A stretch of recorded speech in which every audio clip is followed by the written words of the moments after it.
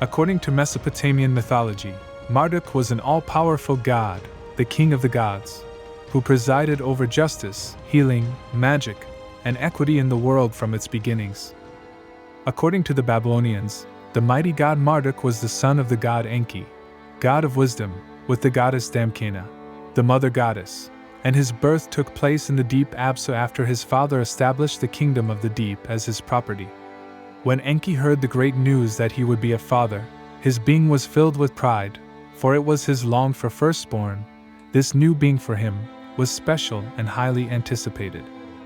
When the day of the birth of the new god arrived, and Enki had his beautiful son in his arms, he was overjoyed, because in his eyes he was a perfect being with extraordinary power, even above himself. Seeing the immense radiance of his successor, the god said, "My son, my perfect son, good son of the sun and the heavens, your greatness is immeasurable." After what his father said, Marduk was crowned in the extreme, and above his head, 50 terrifying lightning bolts accumulated, bright as the burning fire, enveloping him in a sinister, and at the same time divine shining light. Marduk grew up with his father learning everything he needed to know about the great cosmos. He met all the gods of the pantheon, showed great excellence and supreme intelligence, and as his powers grew with him, each time he climbed a step further to reach the throne and rule all the gods. Being only a teenager, the mighty god developed his magical abilities to the fullest. His gifts exploded his being, and his senses became more and more intense. It was said that he was so wise that it seemed as if he possessed two heads, for his intelligence was extraordinary. His vision was so perfect and precise that nothing escaped him. Besides, his ears were so acute that they could hear everything in the immense cosmos, even the most inaudible, making him a perfect and powerful god. According to a Babylonian version of the creation myth, after long generations, and many changes in the universe at the hands of the ruling gods, a conflict and a terrible rebellion threatened the destruction of everything in existence. After the great gods created their subjects, and these, in turn, revealed themselves, it caused the fury of the great monster Tiamat, for Enki had murdered his consort Apsu because of the Igwigi. The goddess Tiamat intended to end everything in the universe, along with the gods, so, within the pantheon, the rulers of the universe led by Enki and Enlil sought strategies to appease her wrath, or in turn kill her and end the fatal threat. For a long time, Tiamat had instructed her son Kingu, turning him into a powerful demon, to whom she gave him power, cunning and strength.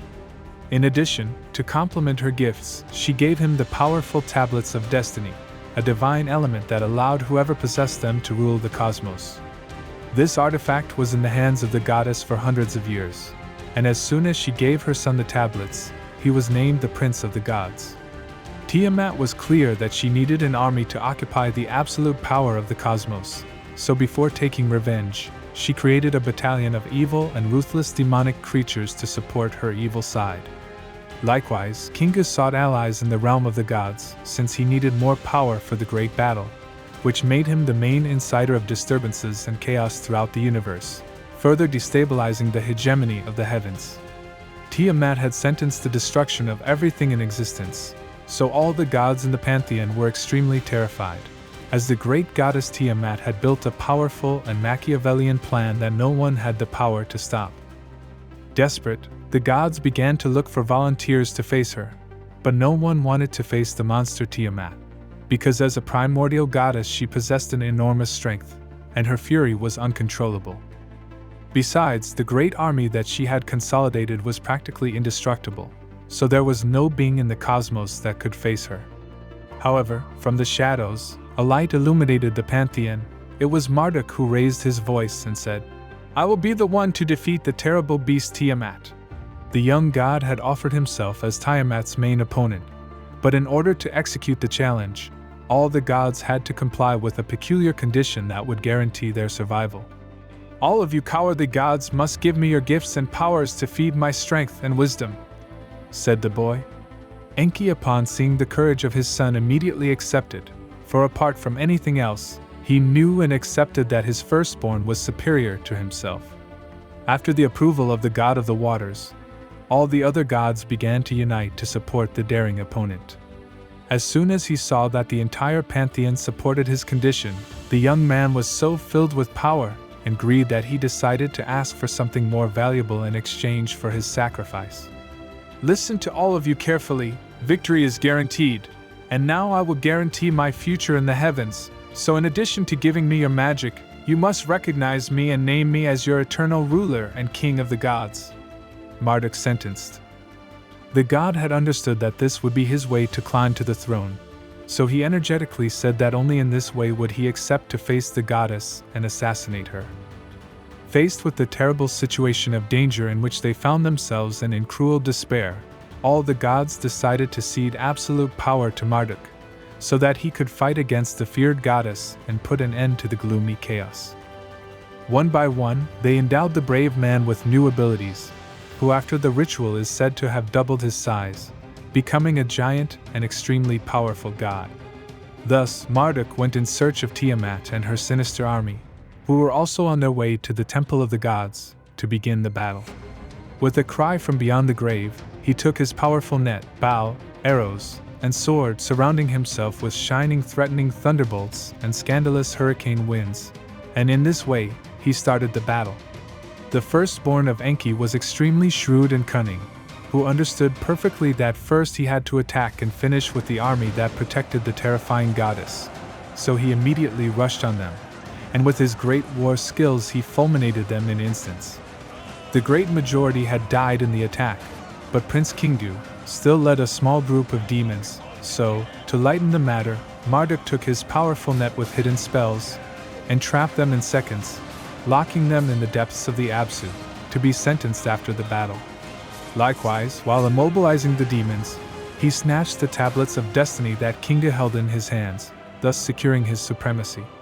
While the king of the gods attacked the demons, Tiamat began to destroy everything in its path, killing a great part of the gods, especially a great part of the Igwigi, causing great anxiety and terror in the cosmos, since there was no place that protected the gods from the furious beast. Thus, after finishing with the demonic army, finally, the primordial goddess was left alone, and with impressive speed, the god of lightning made her way to attack her. The creature attacked with voracity, creating gigantic whirlwinds and violently shaking the immense primordial sea in his attempt to kill Marduk. However, after a long confrontation with the imposing gods, the opponent demonstrated his cunning and power, defeating the terrible beast with his sharp divine sword, thus splitting in two halves the body of Tiamat. The ruler of the gods emerged victorious from the contest. His face showed pride and rejoicing at his great deed, and he looked forward to taking the throne of the universe. Seeing the defeat of the monster, the other gods celebrated the magnificent triumph and happily accepted the conditions of their new king. The triumphant god took the inert body of the goddess, and in a hidden part of the cosmos he placed it, and created the world. Thus, with half of Tiamat he created the sky, and with the other half he created the earth. The eyes of the creature became the great fountains from which the Tigris and Euphrates rivers flow, and with his enormous tail, he created the Milky Way. Enki congratulated the audacity and success of his son, and full of pride supported him in his creation and mandate, backing him at all times. After a time of calm, the problems had not ceased completely, because the gods were still unhappy with the tasks that tormented them in their day-to-day, so they asked to generate someone to take care of everything and thus be free. Finally, before the uproar of all the gods, Marduk had found a solution, so he went to the kingdom of his father to expand his idea and seek his support. Enki, admiring his son's wisdom, received him with joy. "Father, to end the chaos among the gods, I have thought of giving life to new beings in our likeness, but ultimately inferior beings, so that they are the ones who serve us, work for us and worship us," said the king. The god of the waters supported the wonderful idea of his son, who had shown him how such creation would be with great detail, because wonderfully the young god had already reflected on all the points to follow to create the new inhabitants of the earth. Thus, the gods were summoned to the king's palace to announce the sovereign's strategy. "I intend to create creatures to serve us, so that the gods may rest, so that the gods may be at ease, so that they may do all the hard work in the world," said the god to his fellows. When they heard the ruler's idea, They all accepted it because apart from not having to worry about working and maintaining the land, they would receive idolatry. However, Enki raised his voice and said that, in order to create the new servants, one of the gods had to be sacrificed and, in this way, obtain the raw material for their creation. To Marduk, his father's sentence seemed sensible, so he immediately thought of immolating the leader of the rebels.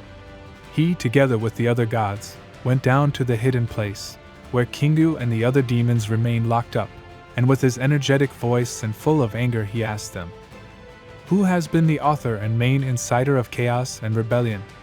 All the terrified demons began to point and name Kingu, who with his forehead held high accepted all the blame.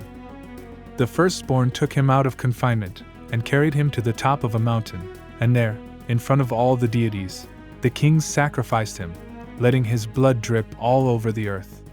Subsequently, the gods took that blood and began to mold man, as the god had requested. Later, Marduk organized all the gods and divided them into deities of heaven and earth, to keep an eye on the course of the cosmos, the earth and life. For his great deeds and his great wisdom, the god was highly praised by the other gods, who thus rectified his sovereignty. For thanks to his great ingenuity, he had given the divinities absolute magnificence with the creation of humans. Creation was on the right track, and Marduk did not cease to provide humans with resources and gifts that would allow them to advance and evolve, and he always kept the other gods watchful of them and their actions to guide them on their way. Thus, time later he created the constellations, established the 12 months, and dictated Babylon as the home of all the gods, where the offerings of humans would be received for all eternity. With the passage of time, Marduk, being already at the peak of his sovereignty for several generations, took as his consort the beautiful goddess Sarpanatu, goddess of fertility, and considered a mother goddess, with whom he had 2 sons, among them the powerful Nabu, god of writing. Their fervent love was praised and highly revered in the great cities over time, as their marriage was considered worthy of celebration and idolatry, so that every new year in Babylon celebrated the famous Akitu, in honor of the love of the gods. It is narrated that, in this celebration, after the 10th day, Marduk returned to the city at night to celebrate his marriage with the goddess Sarpanatu, in great temples built by humans, his greatest creation.